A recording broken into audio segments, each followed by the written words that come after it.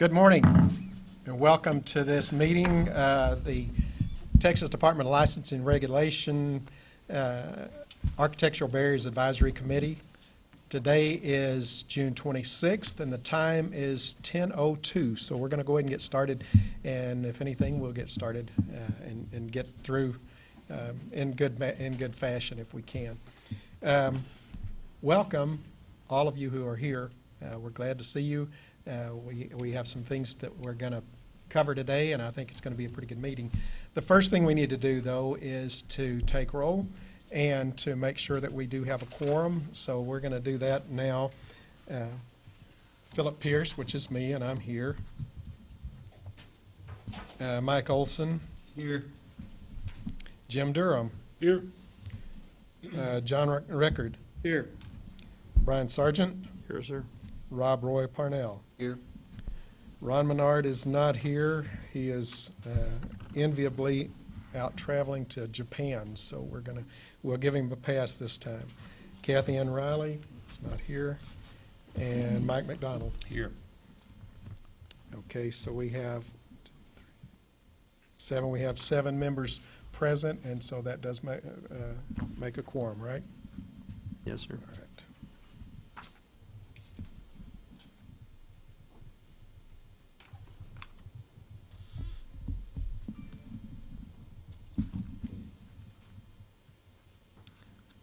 So the next item on our agenda is that we will approve the minutes from the last meeting.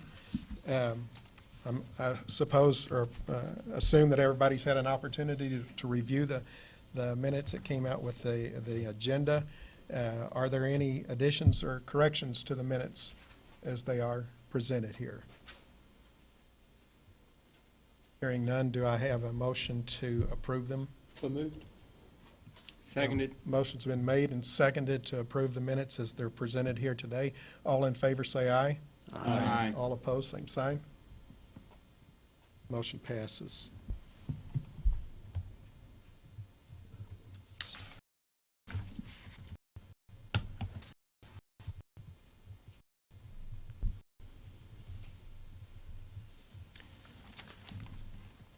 Okay, and the next thing is for public comment. I don't think that we had any requests to make public comment here this morning. Is that correct? Did we have any requests? Okay, so we had no requests to make public comment, so we will move on to the next item then. So we're going to have the staff reports, and the first one on the list is for licensing division.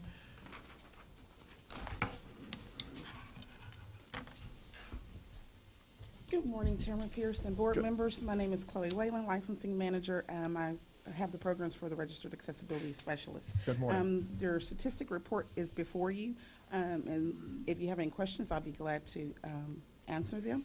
I also wanted to let you know, just looking at the project registrations, going back for looking at trends from 2014 up until 2017, the projects have increased like almost a little over 3% each year. So if you have any other questions, I'd be glad to answer them. That concludes my report. Okay. Anybody have any questions? All right, hearing none. Thank you for your report. Next is the Customer Service Division.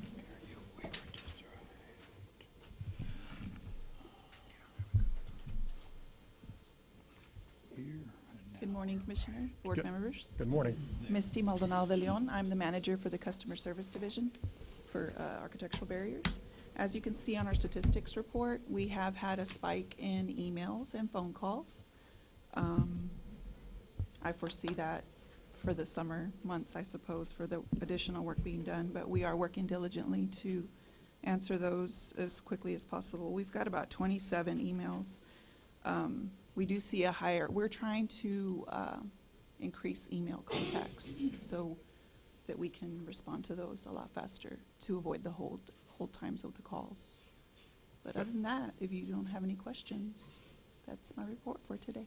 Good. Well, I really appreciate you working more from an email. I know from a personal standpoint, whenever you call in, a lot of times Yes. it's a little bit difficult, and to me it's difficult on the staff as well because you have to kind of go with it as you are able to immediately, as opposed to if you get an email, then you can kind of respond Yes. in a much better way. So I appreciate that We very much. want to make it effortless for the Good, customer. very good. All right. And I would also like just to comment that there's been some responses that have been given to me that have been very good, very thorough. Utilization of some of the academy Chrissy does has been very helpful. Having some of that stuff that is being used in those academy and embedding that into the answers given back through the email system have been very, very helpful. And I think I just carry it on back to the design professionals. I think it's worked very well, and I think I would like to see that continue as responses are given. Been very helpful. It's good to know. Thank you. Any other comments or questions? Thank you for your report. Thank you. Y'all have a great day. We will. You too. All right, enforcement.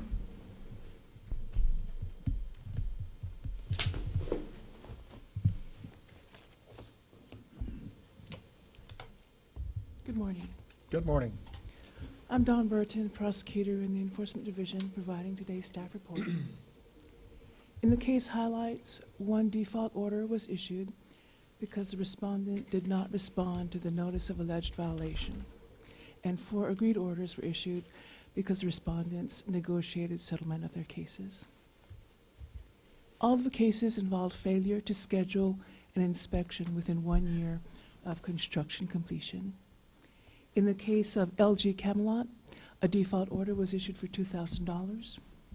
In CBK Dominion Ridge, an agreed order was issued for $1,250. In Brixmore and JMK, an agreed order was issued for $1,000 in each of those cases. And in MBTT Property, an agreed order was issued for $750. All of the 5 cases, the respondents paid all of their administrative penalties in full.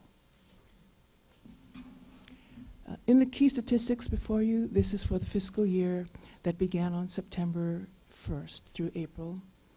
And in this program, as has been consistent, the largest amount of the assessed penalties are collected, especially compared to the other programs in the department. Do you have any questions about the case highlights or about the statistics? Anyone? Brian Sargent. Over the years, has the amount of cases decreased?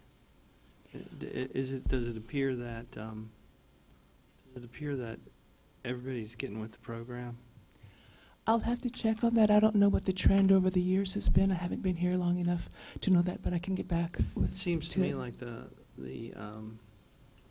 penalties assessed are lower than it has been in the past, because I seem to recall it's been up near 100,000 a couple of times in the past. So For the total fiscal year,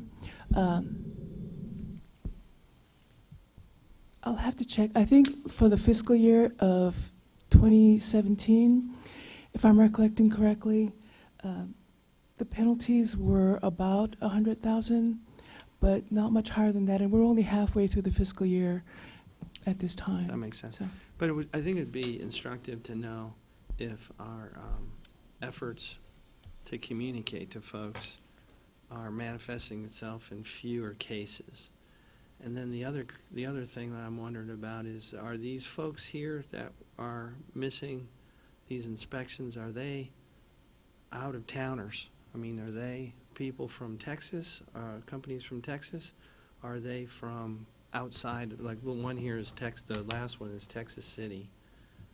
But are they outside the boundaries of our state? In other words, that may be the reason why they don't understand that they have to call for the inspection. there are some owners of the properties that are outside of Texas. I don't know how many of those that would be, but whether they are in Texas or outside, they are still in communication with our staff. They do know that they have to meet these requirements. It's, even if they are not individually aware of Texas-specific standards, they know that there are standards and that they have to follow them. Okay, so these people were not necessarily forgetful. I won't say that. I don't know specifically why they didn't You could be comply kind. immediately. Mary Winston, TDLR, I'm going to help Dawn out a little bit because in giving the report, she does have some of the information, but we do have some metrics that we could run concerning respondents' location and things like that. And would that be helpful? Oh, I do a lot of business with folks outside of Texas, and I Okay. find that they're ignorant of our Okay. laws, and that's why I ask. And so if we can kind of get that information, you see that one is pretty clearly from Texas, but for enforcement cases, and we call the respondents, the licensees who have a complaint filed against them, we can get the numbers on in-state versus out-of-state to kind of give us a better idea. That would be That'd good? helpful, if that's not too much trouble. Okay. And just to clarify, you'd like to know which licensees, or which respondents rather, are out of state, and you'd also like to know if our cases have been fewer than in past I years? just want to see the trending on the cases over the years, and I don't think that's a bad thing to keep track of, honestly. And then I think we're doing a good job of educating folks inside Texas, and that's kind of where I'm going with this, is if we find that almost everybody is out of state, then that reinforces our belief that we're doing a good job in Texas. Okay, any other comments, questions? All right, thank you very much. Education and examination.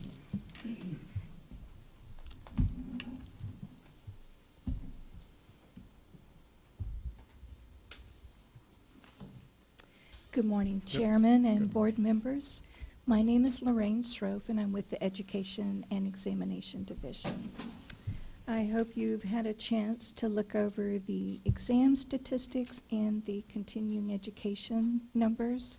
We have not had any changes since we met in January, but the percentages are provided there for you, and I would be glad to answer any particular questions you may have in regards to that.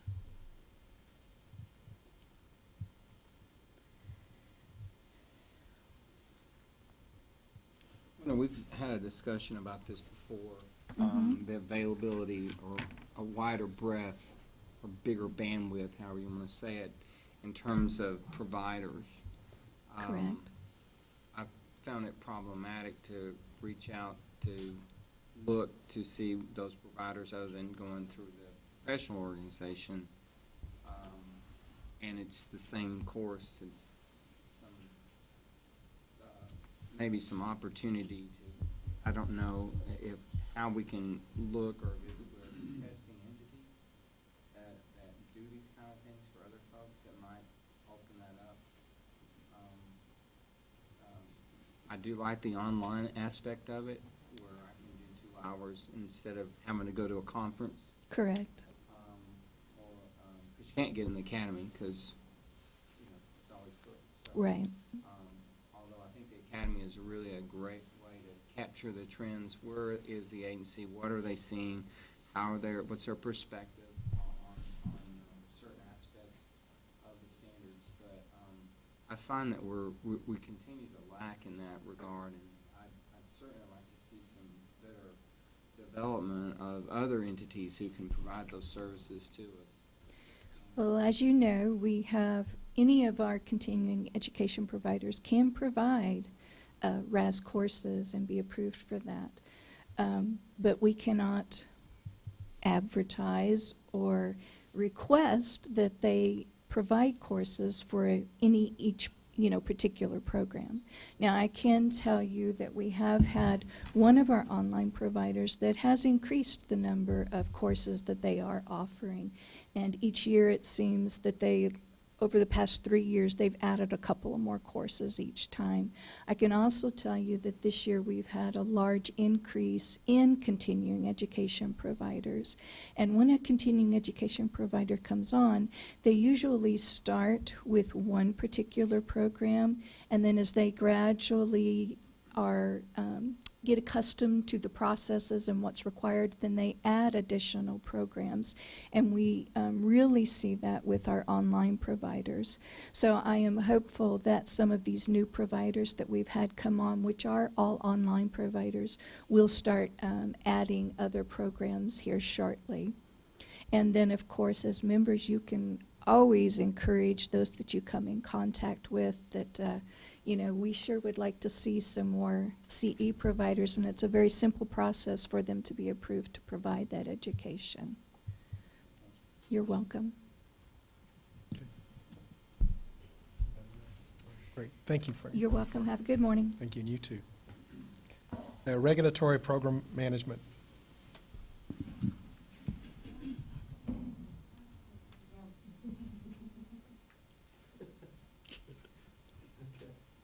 Didn't recognize the name. But I got a Inside message joke. from somewhere. Welcome, Mr. Chair, all the advisory committee members. Thank you for coming to Austin today. You should have in your packet a staff report from RPM, i.e., in this case, Architectural Barriers. Real quickly, I'm not going to read to you. We have 3 different categories here. Organizational changes. We are no longer compliance, although we are definitely checking on compliance. We are regulatory program management. There's about 9 different programs underneath the RPM folder, so we're one of those in a good mix of programs. David Gonzalez is the new Director of Regulatory Program Management. Lee Parham has been named his assistant, so they're kind of sharing responsibilities for this new growing program, but because we've gotten so many new programs through health services, so we're growing every year. Charlotte Melder, back here, is the Director of Business and Consumer Safety section, which incorporates a few of those programs. So she's over a number of programs, but a fraction of what David and Lee are providing oversight for.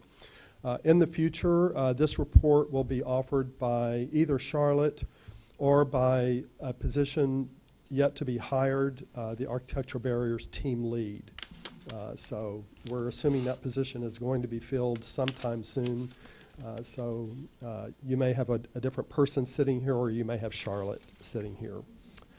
Either way, you'll be in good hands, I assure you. Public outreach and education. We did have a meeting with the Tech Memo work group, and that report will be coming later in the agenda. Chris Cooper and I continue presenting the Texas Accessibility Academy. We do 5 of those in Austin each year, and we do 2 in conjunction with Building Professional Institute, 1 in Houston and 1 in the North Texas area. So basically 7 each year. Our academies in Austin are full at 52 people per session. Our room limits us to that size, 52 people. We just went up to Irving last week for Building Professional Institute. Chris and I did the 2-day academy as well as 2 4-hour courses that are shorter for people that need less continuing education. Those classes each have close to 100 people in them. Our academy in North Texas has been growing over the years from 10 to 20 to over 30 people in it, so that class is growing up in North Texas as well. Chris and I have been going to Texas State Technical College in Waco, trying to expose the Architectural Barriers program as well as the career opportunity of being a registered accessibility specialist to students that are in the building trades curriculum. So these are young people that are learning how to get into the building trades, and we inform them of this option to be a registered accessibility specialist.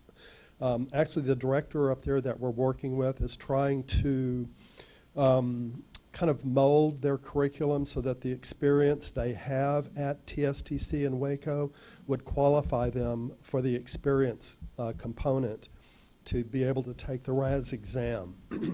We're still in the beginning stages of looking at what he's proposed, so we're not at that point yet. We're also trying to get into other schools that Chris has made contact with, about half a dozen. Commissioner Collier, who's on the TDLR commission, has offered to make to reach out on our behalf to those schools. We've gotten a good response, but after that, it seems like it wanes. So we haven't been able to get in the door of some of these other schools. University of Houston, Rice, we have contacts there. Austin Community College, Prairie View A&M, some others have come up as well, but those are the main ones that we've reached out to. So we're hoping to do more of this to bring some younger folks into the fold as a registered accessibility specialist. We do attend the RAS professional meeting, the Accessibility Professionals Association. We kind of pick and choose which sessions we will attend, and they're very generous to allow us to attend those meetings on our own choice. Also, the Governor's Committee, where we are one of the few committees in TDLR that actually names another state agency, in this case the Governor's Committee for People with Disabilities. Bob Posey has always been the liaison, so I'm serving in that role right now, doing an agency-wide report on programs that impact people with disabilities, and that group does meet quarterly. Moving on down here to projects, Marcia and Laura have been kind of leading the charge on the development of our new software system to manage our construction project, the TABS system. You'll see a presentation on that in just a little bit further down the agenda. So we're making good progress on that. We did have our final of 3 roundups trying to bring in dated files from registered accessibility specialists. The goal being to close out projects, whether it's to close them the way they're supposed to be closed or just to close them because they're aged and to get them out of that system for the conversion from HP to the TABS system. It's a huge project. Safety is under Bob's bailiwick now, Bob Posey, and in addition to being building manager for TDLR, he's also our safety officer. Most recently, we went through active shooter training for obvious reasons. Hopefully, we'll never have to use that training, but it seems like every time we have a training, a new set of questions comes up. What if, what if, what if? So we have new people in our area over here, so as each one moves in, I go to them and remind them of where the exits are and just the basics of if something were to happen and nobody else was in there. The final page gives you a snapshot of what AB is doing with plan reviews and inspections. That third quarter is kind of the key there. If you just take that third quarter, over 6,000 plan reviews, multiply that by 4, it kind of tells you the volume of paper that we have floating around the state of Texas. And the reason that's really important that we continue our move toward a paperless program. Inspections, 4,600 for the most recent quarter. AB inspections, these are the leftovers from when our field staff quit doing architectural barrier inspections. When we first got those files, there were 400 of them. We're down to about a little over 25 left over, and these are TxDOT projects that are not yet complete. There are myriad delays with TxDOT projects, so we have about 25 of those left to inspect. Variances and appeals kind of hover around 60 to 70 per quarter. We do a lot of disapprovals on variance applications, about 45%. The next big percentage is about close to 40% on postponements. This has to do with rehabilitation facilities and hospitals, which have to make some changes in our standards to accommodate a different type of crowd that they may serve. So we give postponements on those because when the space changes or the users change, they have to convert it back to be in compliance with TAS.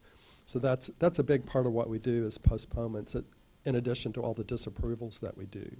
So any questions?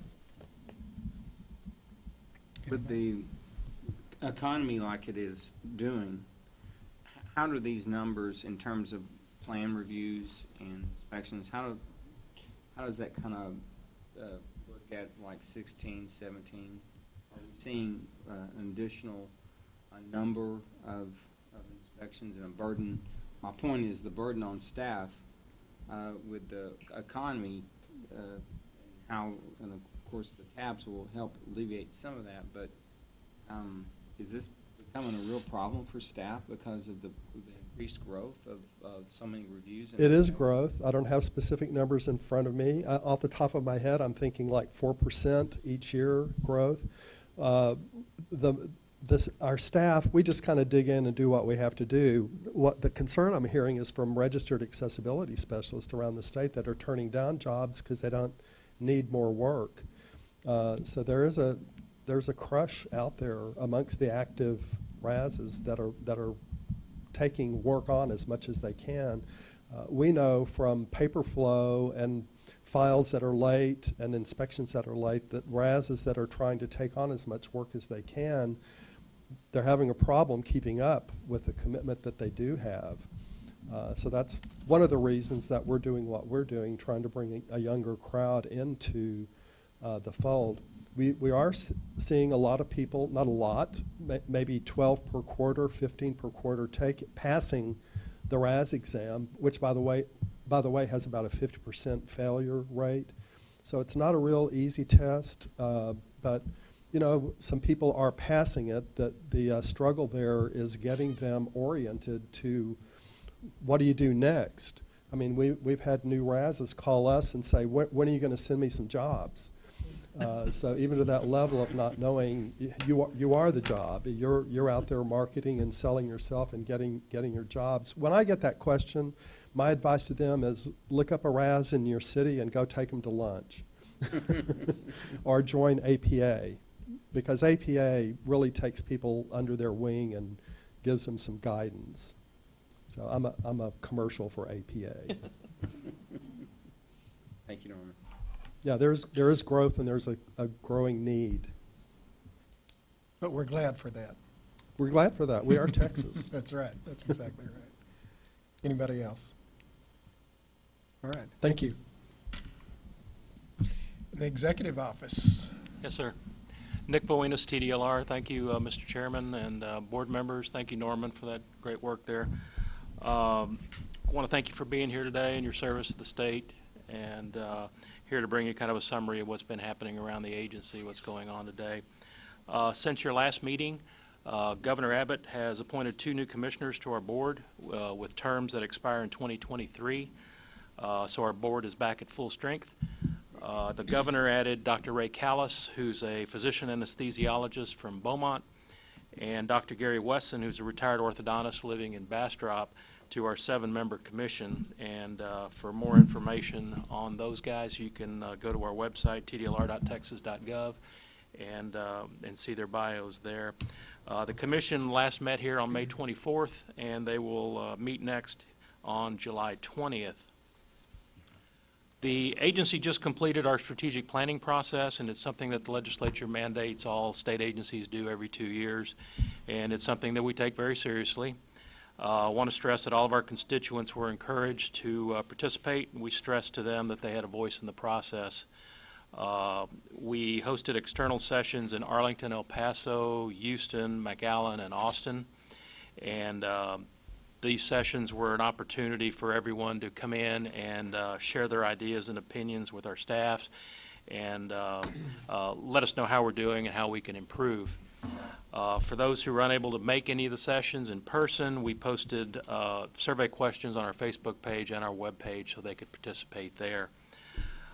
We also conducted internal sessions with our staff throughout the agency in March and April. The final report has been completed and it's been turned over to the Office of the Governor and the Legislative Budget Board, and it's available for view on tdlr.texas.gov. It looks like this.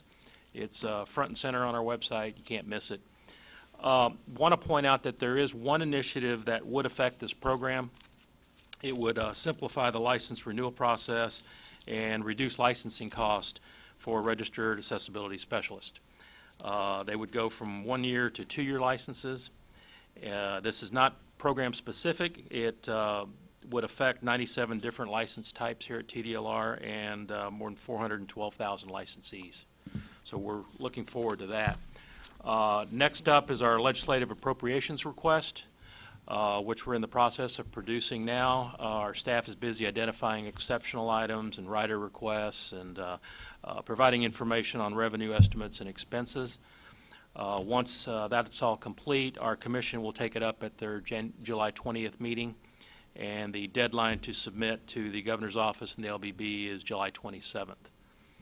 Also would like to talk to you a little bit about outreach specific to this program, including your website, and update you on some traffic numbers. And numbers are good. Over the last 6 months, your website has had 101,078 page views. That's an average of 552 a day. The top reasons for visiting the site, number one, by far, Texas accessibility standards, followed by administrative rules, registered accessibility specialist procedures, Texas Accessibility Academy, and technical memoranda. 80 those that access your site, more than 85% of them do so from a desktop, and only 10% from a phone, and 5% from a tablet. In addition to our web presence, I also want to remind you again that we are active on social media with Facebook and Twitter, so please feel free to use those to keep up with TDLR news and activities.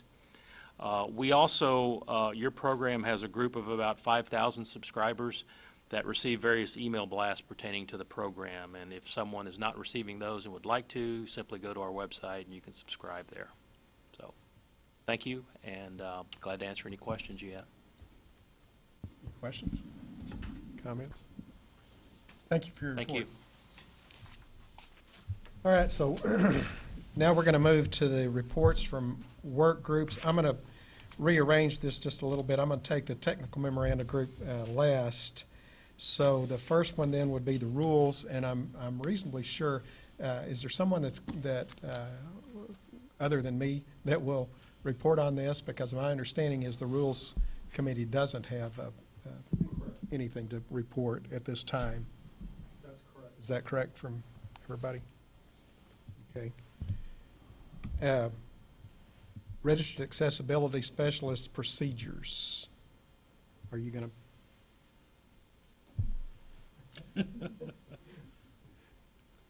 This work group did not meet. They were asked by email back in January, I believe, to respond to a preliminary set of RAS procedures that are correlated to the TABS new system. Since that time, a lot of things have changed in TABS, so buttons are different, instructions are different. So once we get a little bit closer to implementation, we will need to call the work group together to look at a updated set of RAS procedures that which then would need to go to you guys for approval sometime in the late August timeframe.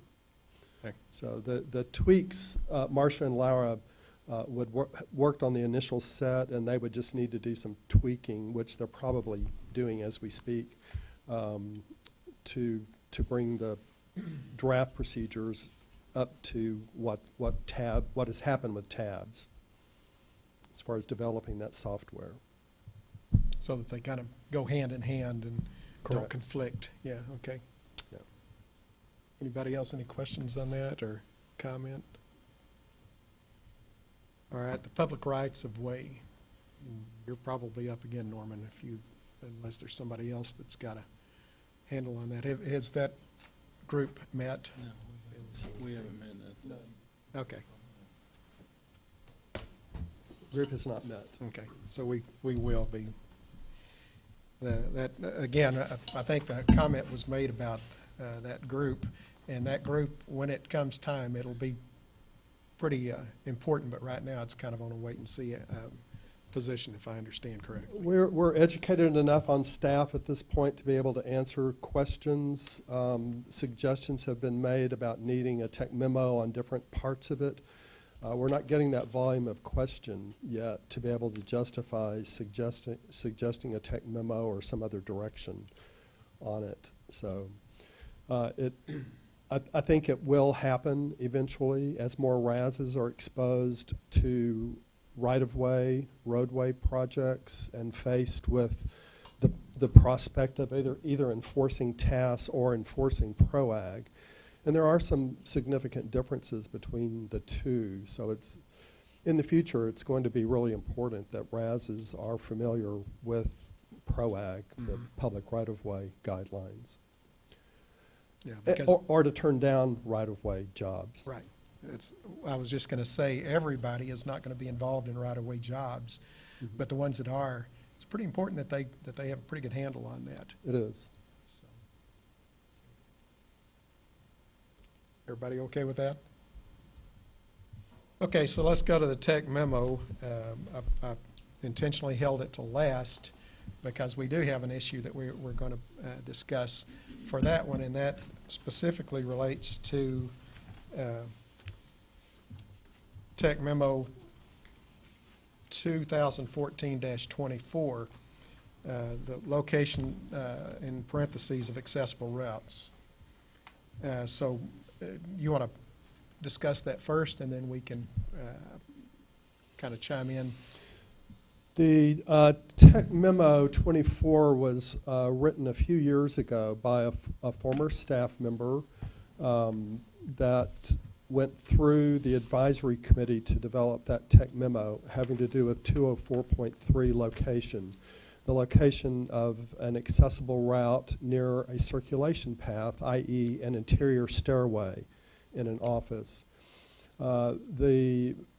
The issue just kind of lingered there for all these several years since 2012, and has recently become an issue because there's an uptick, perhaps related to the economy, the upswing in business, with primarily architecture firms, law firms that occupy multiple floors in an office building, wanting to have an interior stairway or a circulation route to connect their offices between 2 or 3 or more floors.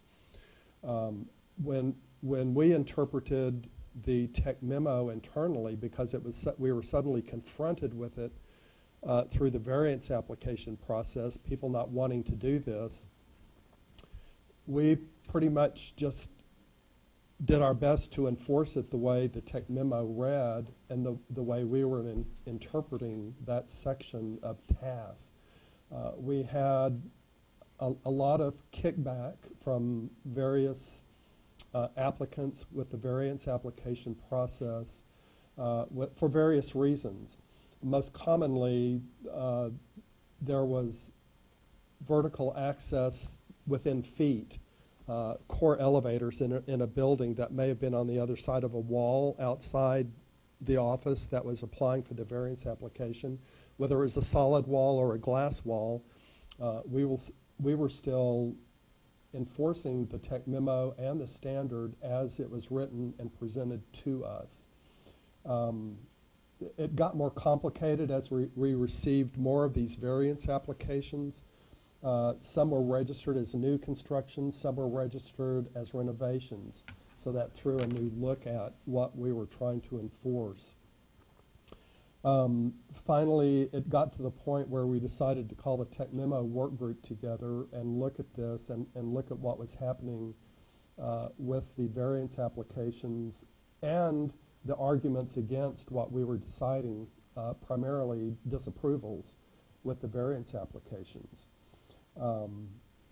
And so the Tech Memo work group got together. We consulted with the U.S. Access Board, which pretty much threw us under the bus, saying we were being overzealous. We were not really interpreting the standard the way it was intended as written. And that came from Marcia Moz. And at the same time, Bob Posey went to the Department of Justice and got the other opinion, that they supported what we were doing, but the Department of Justice never puts anything in writing. So it was kind of tough. You can't hang your hat on that. So that information was brought to the Tech Memo work group. After about an hour of discussion, Philip led a lengthy discussion on that, did a really good job of capturing the essence of the controversy at the time. And after that meeting, I sent out a kind of a half-page summary that the work group voted unanimously for people to rescind Tech Memo 24. We had looked previously at rewording some of the Tech Memo, but the rewrites that we looked at essentially made the Tech Memo a moot exercise. And basically what we've gone back to, or what we plan to go back to if this goes through, is just enforcing that standard from TAS on a case-by-case basis. If there's vertical access within a reasonable distance of that new stairway going in, it's okay to send somebody out to the public elevators to get up to the 2 or 3 floors up to where they're going. I was telling Philip earlier, one of the variance applications that I was dealing with, my argument, everybody assembles in the lobby. It's time to go up 2 floors to the meeting room, so the person that has a mobility impairment has to go out to the elevators in the building to get up. The response was, well, if they're getting in a lift, they're separated from us anyway. We're not together anyway going up to the next floor, so they're separated anyway. So all the arguments that we had for requiring that vertical access right there by the interior stairway, just one by one got holes shot in the argument. So staff position is we need a uniform direction that we can support, that we can understand, that we can enforce. And we do some of these responses to tasks on a case-by-case basis. Just, you know, look at the situation, look at what the explanations are, and then come up with a rationale. Okay, yeah, and I'll just add to that, that some of the discussion, and remind us all that we've had 2 presentations at previous board meetings from RASs who are also architects that really had a problem with this tech memo, and it's because of the issues that have been coming up, and people that are wanting to add those staircases, but whenever you start adding the cost and the effort, a lot of times of putting in a lift or a elevator right there, it makes it so the project isn't feasible, is no longer Correct. feasible. And so the question is there a reason that we need to be that particular about it? And I'm not sure that there is. If you look at the tech memo itself, in my estimation, the second paragraph in parentheses and in quotes, it says, it shall mean not in a different section of space within a building. And I looked at that and I thought, well, you can take that wording out of the tech memo, but if you do that, the whole tech memo means absolutely nothing, because then you're just back to the procedures, the standards, the way they're written. I'm pretty good with that, so.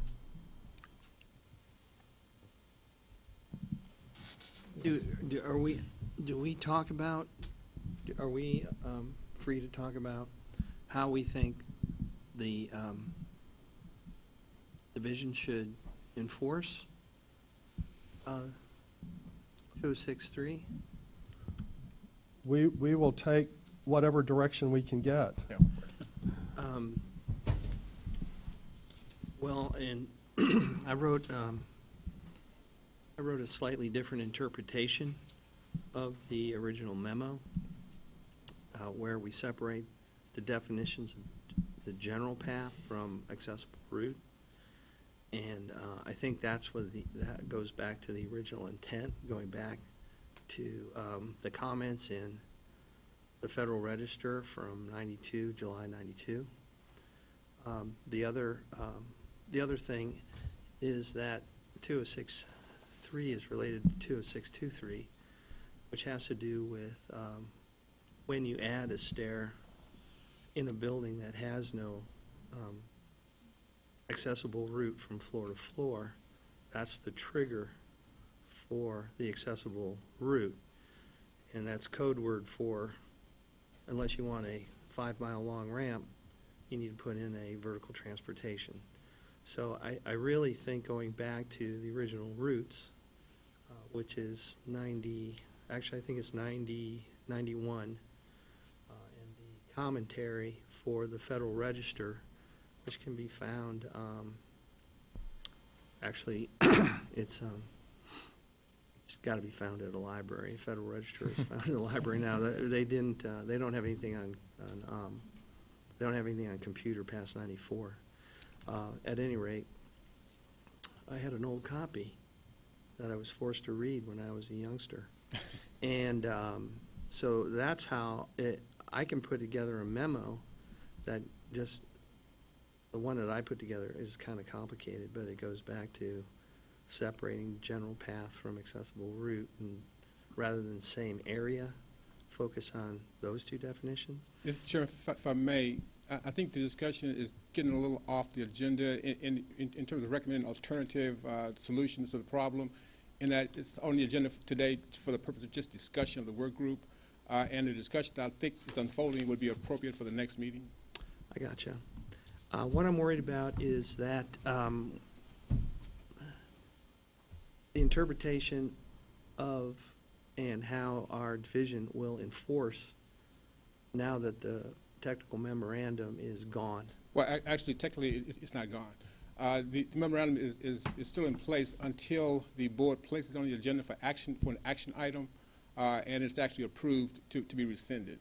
So this is just a discussion of the work group meeting. The actual rescission of that order will take place when it's posted on the agenda for that specific purpose. Okay. I was made to understand that that was what the purpose of this meeting was today. Yeah. No, sir, if you look at the agenda, and with all due respect, if you look at the agenda, it's posted as reports. So all we can do today is accept the report and the recommendation from the work group, and technically, in the next meeting, we will post this for an action item.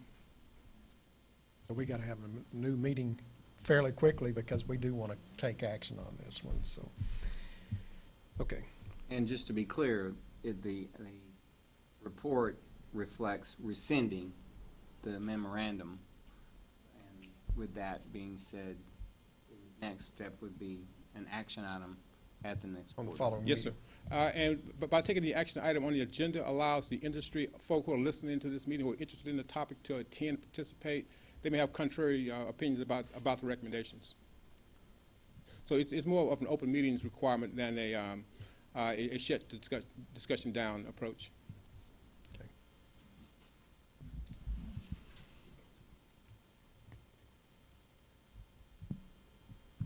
Is there anybody got any additional discussion about the committees, or the work groups recommendation?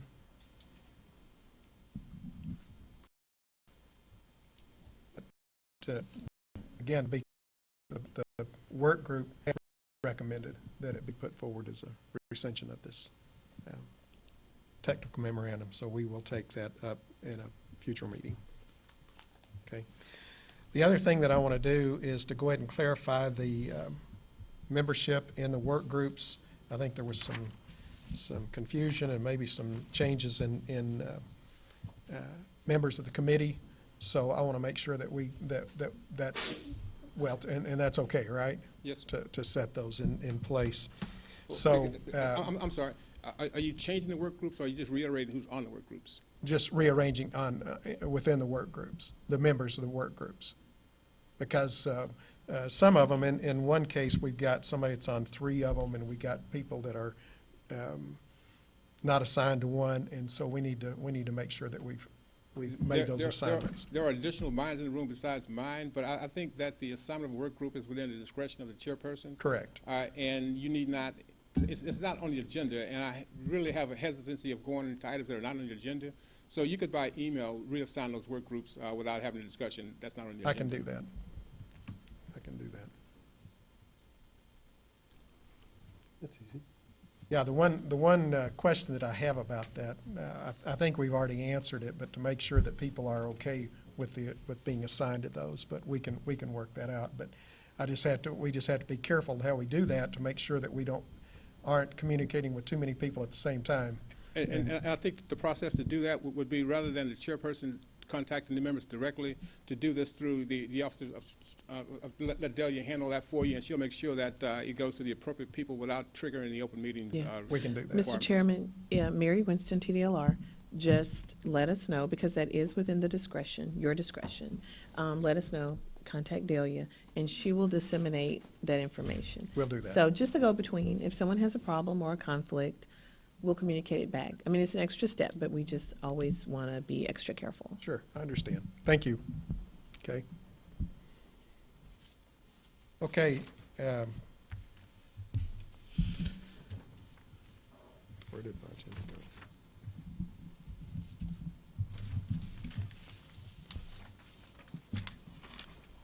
All right, so presentation of the future tabs or architectural barriers system.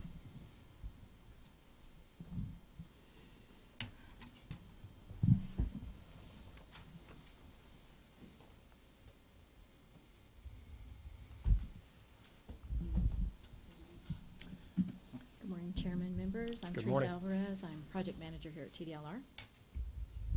And Marcia Godo, Program Specialist at AB. We've been working really hard on our new tab system. It's Texas Architectural Barrier System. It's the online system that's going to replace our outdated HP 3000. So we're really excited. What I'm going to show you today is registration and the online PSU, or Project Status Update form, that's going to replace it. So hopefully you'll really like it. Can you all hear it? I've never been told I've been too quiet. What? Okay, so if you look at the screen, I think there's one behind us and there's one over here to the side. Oh, thank you. It will start with an email. So to register a project or to log in, you'll have to log in with your email address. It's really important that RASs have this email address that matches their license email. So RASs will need to start checking before it goes online that what their license email is. Because this will be the way that it will check with our license system to make sure you are an active license. Sorry, I can't seem to type and talk at the same time. And if you are not an active license, you will not be able to get in as a RAS. You'll have to fix that status. So then, once you log in, it will come up with your dashboard, which you'll notice that you'll have tasks. This will be your notifications of things that need work or need acceptance, declining, things like that. You will be able to manage all your projects. It has a link to every one of your projects that's listed with your email address that works with your login. And then up at the top is your dashboard for your transfers and then your projects. This is the fastest way to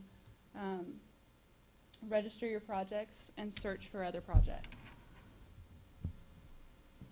And how will this work if someone else registers a project, like the owner registers the project and lists you as the RAS? If an owner registers a project and lists you, you will get an email that a project has been registered Like to you do you, now. like you do now, and you will need to log in. It'll show up on your tasks that, hey, there's been a project, I'm going to accept it, and I'm going to do this work. So that's where it'll show up, is on your tasks. Okay, and this will be coming immediately and not in 2 or 3 days? Should be. Okay. Yes. Okay. So we'll start with registering a project. The first two questions are going to be if it's a state lease project and what your project cost is. That is because state leases are going to have to be done through paper for now, as well as the special registration projects for under 50,000. Those will also have to be sent in for a special registration in paper.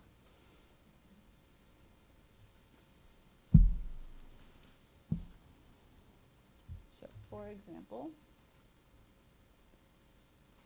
it asks me a question, and then it leads me to the notification that says this is under 50,000, so you're going to have to do a special registration.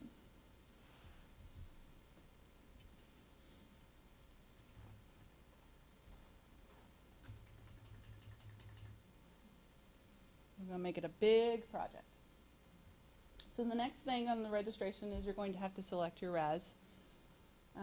So it automatically, because I am the RAS, it has automatically selected me as the RAS. An owner will be able to search for a RAS. It'll lead you from the link. It'll lead you to our licensee search, the TDLR webpage licensee search, so they'll be able to search it.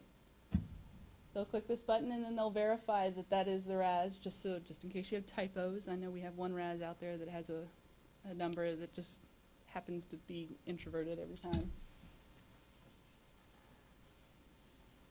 And then you'll select your RAS. You'll notice that the RAS information is still there, and you are able to change the RAS just in case you decide not to go with that one during this time. So you'll select your start date.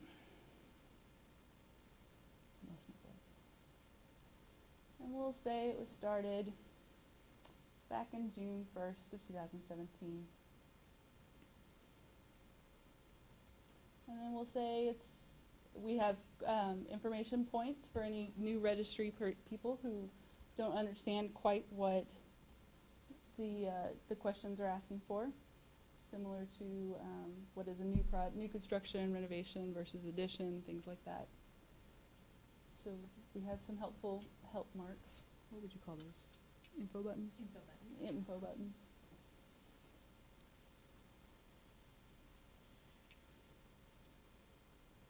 Say that big project was really quick.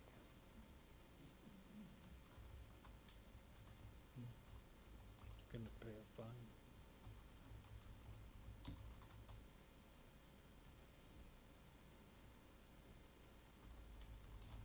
Just to mention, the smart board is not quite as bright as the one in the back. What it'll actually look like, you'll see the fields See outlined. the fields. So if you want to look at that one, that might be better.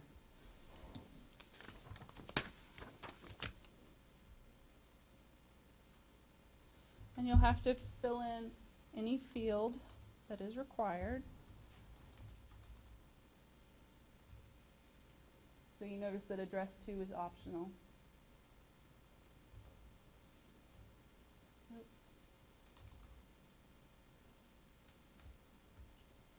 There we go, Austin. You'll notice that the city fills in and it automatically fills in the county.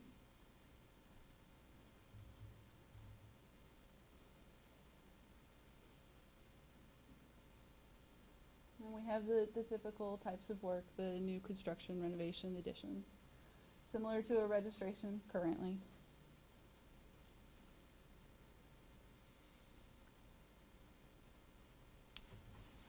With the same questions of tenant funding, yes or no.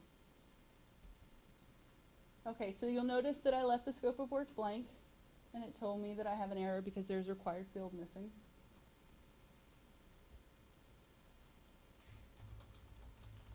Marcia, can Yes. I ask a question? You know, we have the question here, just like it is in the project registration form. Currently, are private funds provided by the tenant? There's a lot of questions that come up related to that in terms of renovations and path of travels and tenant improvements, and it does have a drastic effect about that. Would there be any consideration by the division to consider saying that's 100% funded by the tenant? That's a big problem. People don't check the box, and I have to. Well, I've gone to a point where I just have a signature thing and go, I need this, and I need you to explain this. They don't understand, and so anyway, would Okay. y'all consider that? Just to lay- Would it be okay for an additional information button? Like Absolutely. Just as a defined? Yes, absolutely, Marcia. Just something that would help the situation. Okay. I think we can do that. We can. Thank you. Okay. So we'll continue on. If you notice, it gives me a warning because I had said that the project was already completed. So it's giving me a warning that the registration is going to be a $300 filing fee as opposed to the regular $175. So I've decided, nope, that's not what it was anymore, and we're going to change it back.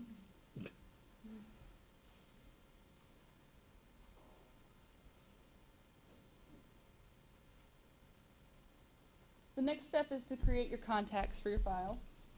The owner information is always required.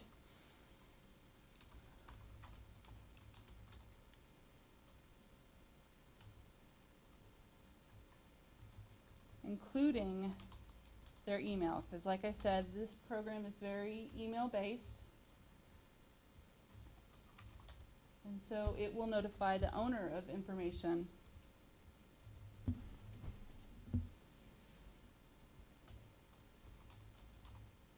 through their email as well.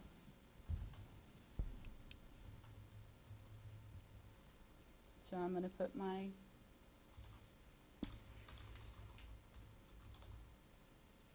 and the positive is that because if they log in, so if your owner has registered you, it will notice, they will have their own manage of projects, so everything linked with their email address will be in their login as well. So they'll have their own set that they can see. But we've had several questions from architects saying, what are all my projects? And so this will have all those projects listed with them.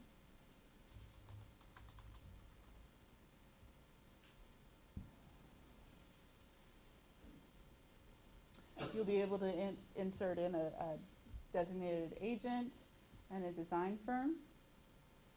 So we can add a design firm.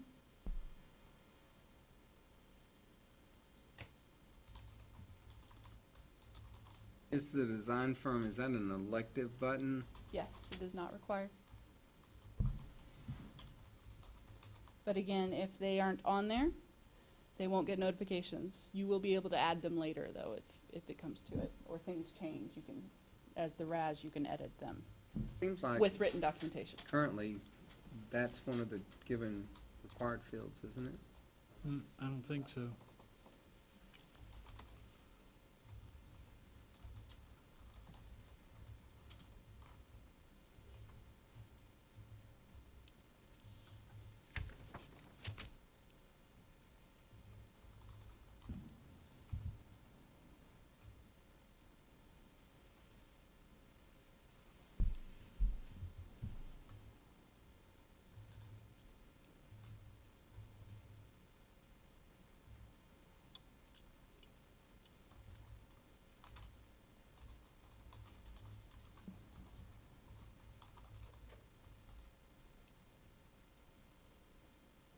And it even has the option of selecting their license number.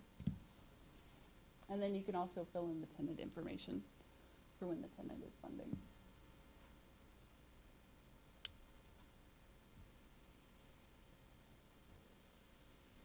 Oh, right.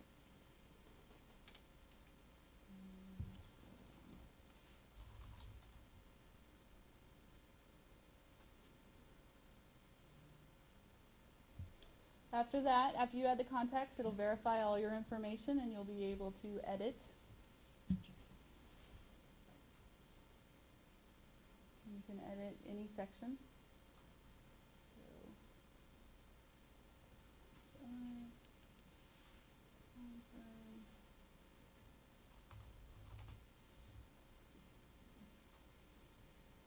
and there we go.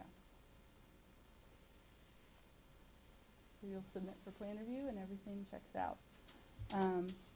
Right now, this screen's a financial placeholder. You will have to pay for your registration and then you'll get your project number, but we're still in the process of developing that, so. From that point, it leads you to your project dashboard. This is specific to the project. Your project number will be up at the top. And it'll also tell you what your current status is. So as you go, it tells you exactly where you are and where you need to go. This is where the project information is. You can always view it. As a RAS, you will be able to edit it, but you will need your written documentation to go and make any changes. So it'll need to be uploaded. And there's the contact information. And your ROT. So it says that we registered it today. So if you want to change and add your updates to your contacts and things like that, that's over here on your left on the dashboard, on your side toolbar. And we can upload. So the upload you will need to,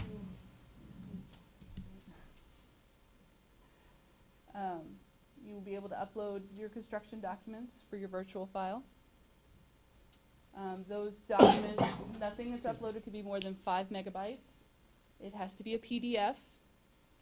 There can be no duplicate file names for that particular project, and it can't be more than 30 characters long in the name. So we will upload, and I save it to the desktop, dummy document.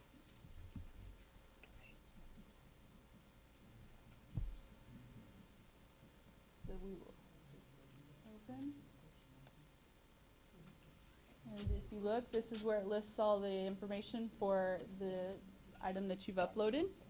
Can I ask a question about the file size? Yes. Is that per sheet or is that per set? 5 meg It's the PDF itself. for the drawings that were, Yes. 5 meg's not going to cut it. What is the largest that you have available? 30 meg. I think Brian's talking about, and John and I were just talking about it, most of these documents, they come in and they're quite large. I mean, anything of significant size. So I guess maybe there some understanding about how we can take a PDF and take, I don't know enough about Adobe. You know, I use fill and sign and, you know, comments. Maybe there's a way to break that out. I don't know enough about the Adobe program to know, but that is problematic because we believe our procedures talk about we just take enough of the information of the documents with violations or unacceptable conditions that we're keeping. And I'm not sure how to break out a 30 meg doc and get it into a size of that nature. Does anybody know about Adobe enough? Well, we're not going to be able to take a 30 meg file and make it a 5 meg file. What we have to do with generally over 5 meg is send it through a file transfer protocol, which is a FTP. And the 5 meg will cover small jobs, but the big jobs are going to have hundreds of sheets. Okay, let us look into that and Yeah, and it's get back with you. it's probably a different mechanism. I know that when we send these to cities for permitting, it's a separate site Okay. that has to be linked somehow. Yeah, because we don't, when we receive them, that's what I do as a building official. When we receive them, they'll send us a link to like send to or that and say, go here, and that's where you'll find the whole file. Should we ask for a link then? I think that would probably be best if there's a link that it can, you're gonna have to go from this page to that page to that page, so you've got to download that whole document, and it might be an inch thick. So I think it would be a send to, like SendDoc or something of that nature, to where they can link, and that's where they can go find that file. It's an outside. Right, but if Sure. these are, if this is, basically, this is TDLR's virtual file in the end. So we would need those documents somehow. I don't think your system will take it. Mr. Chair, if I may, and not let the committee bog down in the details, I think the concern has been raised, and I think staff would be able to go back and to put some thoughtful thought into the process of how to address it. Thank you. Okay, so you will be able to, any document you do upload, you'll be able to view and see that it makes sure it's not grandma's cookie recipe that you accidentally uploaded.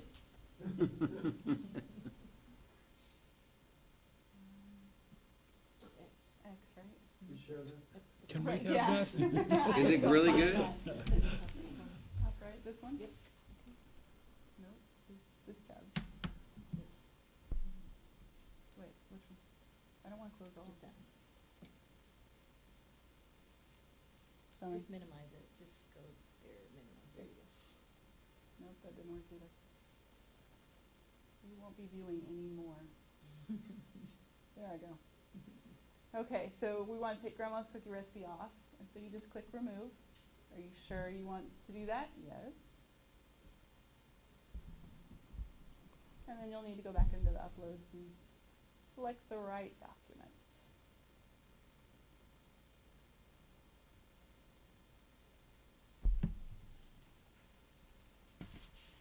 And we won't tell your grandma. My grandma doesn't cook. So yes, that is the right document. I did it. I know, I figured out how to do it. That's the commission room. You'll be able to upload several documents at once. So your owner agent form.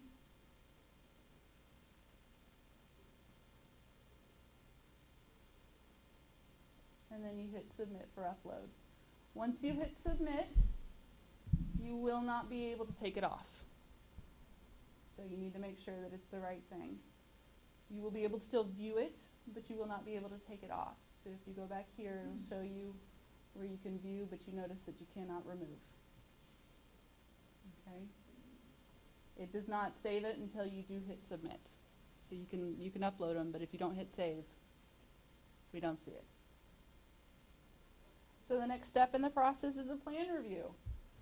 And we'll do the plan review PSU. You notice that it asks the same things that your plan review asks of you now for your PSU. So once the report date, which we'll say we did it today. If you have any additional comments on there, like, I can't think of any right now. Just put plan. And then you upload the file. Report. Right there. And it'll show up on your mini ROT where you can view it as well, or remove it if you found the wrong one. You'll also need to do your review transmittal, so that's that cover letter that we require. And it saves all of the notes.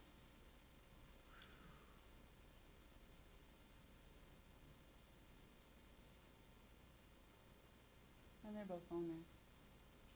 So you can view them, and then once you confirm, it's set in stone. So they want to make sure you know what you're doing.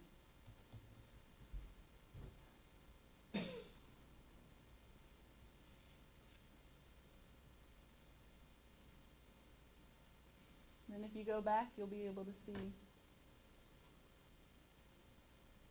that my mouse isn't working anymore. Your documents, again, you'll be able to view it with all your dates. You submitted it today, you did the report today. And it's all set to go. It will not allow you to do an inspection without a plan review. So the next step is your inspection. And you'll select your document type. So my proof of inspection. I did it really quick today. Yeah. Will the inspection report be downloaded in this area? Great. So you've got your proof of inspection. I'm going to download my inspection report, all done today. Still the same results.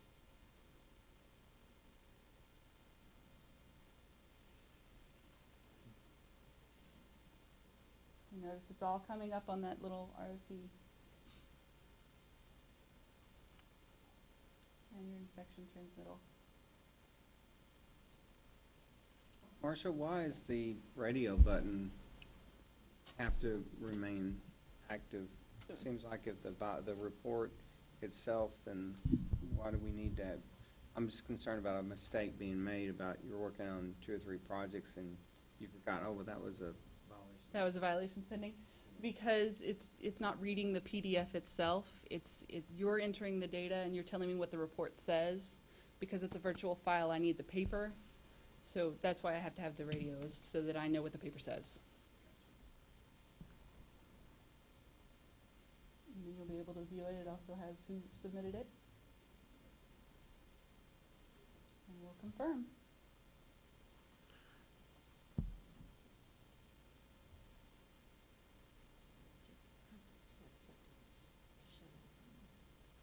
Oh, thank you. So if you notice, we've got the registration, the plan review with the review completed, and the inspection and all 3 downloads.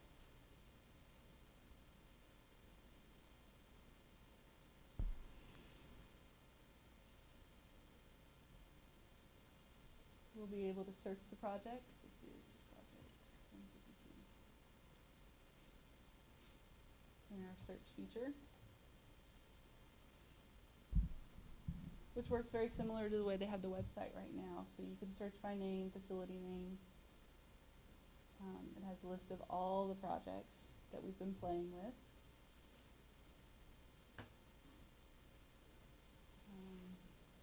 Let's see, I was going to do, because all the ones I play with have Hutto in them. So you can see all my projects. And it just narrows it down. I can even go by status, and it'll group them by status.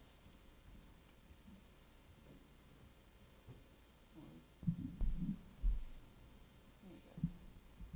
Okay. Does anybody have any questions? Other questions? Yay, we're excited. Good work. Yes, sir. I appreciate that it's a great improvement. Do you anticipate the need for further education for the average RAS to be brought up to speed on this system? Or is there going to be additional Absolutely. educational Our programs? plan is to put out a training of some sort. We just haven't developed what it's going to be because we're still working on the program itself. Right. It won't be as extensive as the 3-day. No, because it'll strictly, the training will be strictly on the TABS program and how to get in it and work it and things like that. Procedures and that sort of thing. Yeah. Because it will go with the new RAS procedures, so the changes in the RAS procedures will follow in the new system.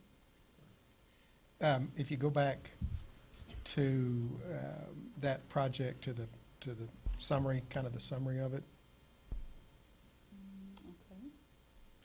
So I will go to my projects. This one? Okay, so go down on the step on the left. Yes, sir. Constructive, was it Corrective modification? modifications, so if you Yeah. have a violations pending inspection report, you'll get a corrective modifications. Can we and see what that's- that looks like? It looks very similar to the plan review and inspection. Good, okay. What else?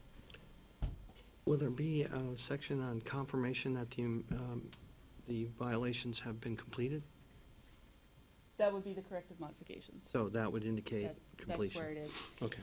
You'll have the option of downloading their written response, or if you have gone out and redone it and you issued an additional report, that'll be in there as well. And you'll still have the radial of no violations versus violations.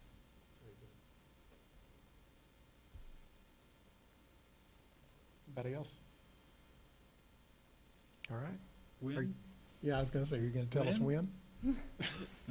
As soon as we can. Okay. So today, We're still in the development process. if you can do a plan review and inspection in a day, Oh, yeah. You think I could do this, right? Yeah. All right, well, thank you very much for that report. Thank you. That is definitely exciting. Okay, I think that takes care of most of the agenda. We want to have recommendations for future agenda items, and the one that I think we absolutely know now is that we want to be able to consider recension of Tech Memo 24. Is it possible I can ask another question about that to the council? Yes, sir. Help me understand why we have to vote on an agenda item when the technical memorandum was issued without the vote of this committee. 2 reasons. That was a policy statement by your division. As I understand it, the technical memorandum came through the committee. It did not. Well, there's disagreement on that. It was never voted on in this setting. Yes, sir. And not to take issue with your statement, I take your statement at face value. The problem mainly is open meetings, is that the agenda was posted for reports. A report is just a recitation of what occurred during the work group meeting. It was not posted for action, for a vote. And so in order to vote on the issue, it has to be specifically posted for recommendations and possible action. Okay, The reason I understand that. Yes, sir. These committees weren't formed until after 2014, when this was issued. This is a policy by the department. We're requesting that you rescind it. And I think your department can rescind it, just as they issued it. And I don't understand why we have to vote. There was no vote required for you guys to send it out to the public. Again, not to take issue with your perspective of how this thing came about. There's a difference of opinion as to whether or not the board voted, the committee voted, and I understand it. One side said there was a vote by the committee. There should be no difference of opinion. We have minutes. Then it would take me to the next meeting to go confirm those minutes. The point I'm trying to raise is that if there's uncertainty about the process, the procedure, the issue is resolved in favor of posting it as a meeting agenda item specifically. So if there's any other question, and I think there's, in this case, there's question as to how this process played out. And so caution says that you placed on the agenda for the committee to vote on as a whole. It did take us 3 of these meetings to get it on the agenda, by the way. I don't take issue with that. But I'm concerned about moving forward and a potential violation that could occur in this meeting, not the past meetings. We want to be involved in that, so I appreciate your input on that. Thank you, Mr. So we Chairman. will set that as an agenda item at the next meeting, and to have that probably sooner rather than later, so that we can go ahead and resolve this issue. And so that brings up the other But I would, question. in light of your concern, I think the department has discretion at this point whether or not to enforce it or not. But the rescission, whether or not it's rescinded is a different issue. And I think given the discussion, there'd be a hesitancy at this point to enforce it, which is a separate issue. And Mary Winston, TDLR, several of us, I'm not really aware of what that process was, because processes and procedures change.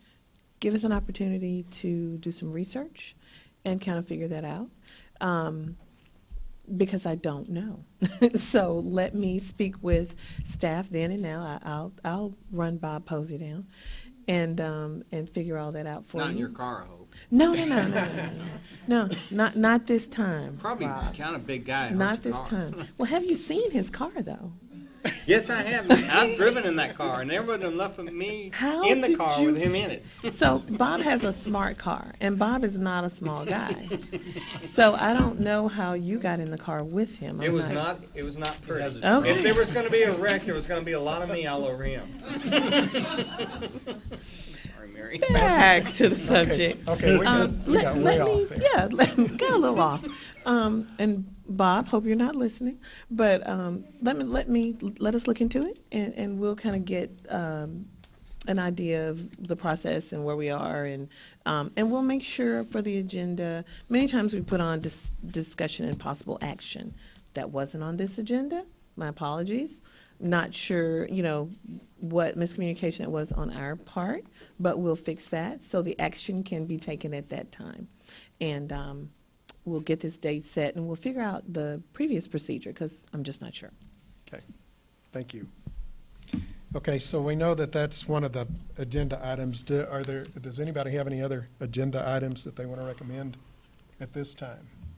If I may, Mr. Chairman. Yes, sir. The discussion about tabs and those procedures, you may want to place on the agenda as well in the event that tabs is ready to be implemented. That would be a good idea. Is it still an issue that we have no voting authority over the technical memorandums, or are we going to continue to operate in violation of our rules? Should we put that on the agenda? I'm sorry, could you repeat that? Technical memorandums heretofore have not been run by this committee, which is the point of the committee. So I'd like to put on the agenda to vote that we take that back, that prerogative back under this body. I understand, I was just told that to do that would be a rule change, which triggers a whole different process. It's not a rule change because it's in the rules currently. I think, Mr.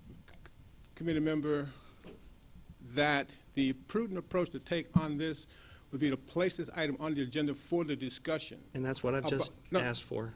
Okay, I heard it differently. But the agenda would read a discussion on this issue of technical memorandums and that whole process and procedure. So you can have that discussion.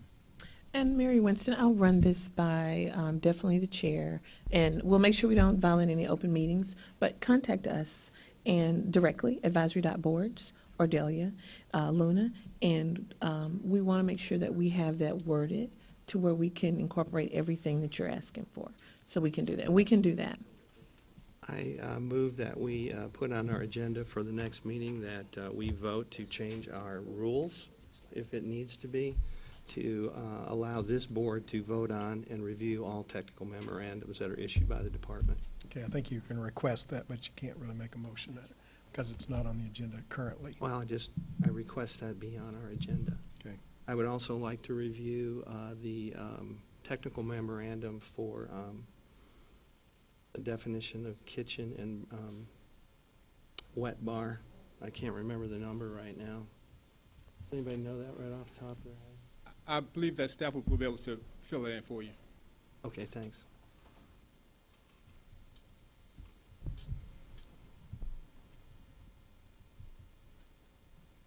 Okay. What else?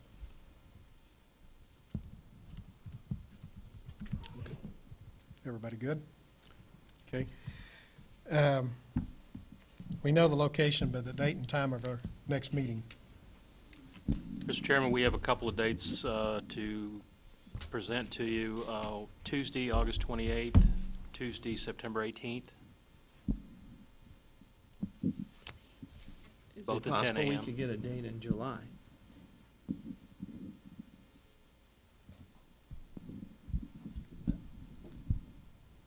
The premise we were working under in selecting those dates was that we wanted to push out far enough that TAPS would be in near completion so that we could take all these issues in a single meeting. If you want to split them into July, I'm not sure the status of that system, what that status would be, but the objective was to try to roll these things into a single meeting. What's the timing that's required for the notice? I believe it's 10 days? 10 days. 10 days? Okay.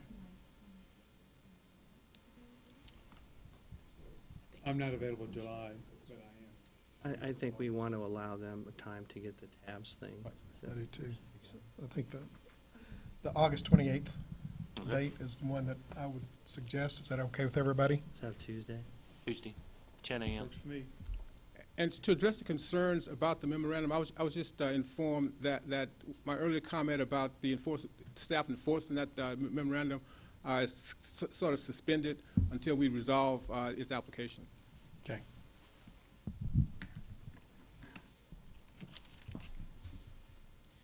At 10 o'clock, still good for everybody? Yes. All right. Any other comments or discussion that we need to have at this time? Good. In that case, I will entertain a motion to adjourn. Second. Second. The motion's been made and seconded to adjourn. All in favor, say aye. Aye. All opposed, same sign. Meeting is adjourned. Thank you, members.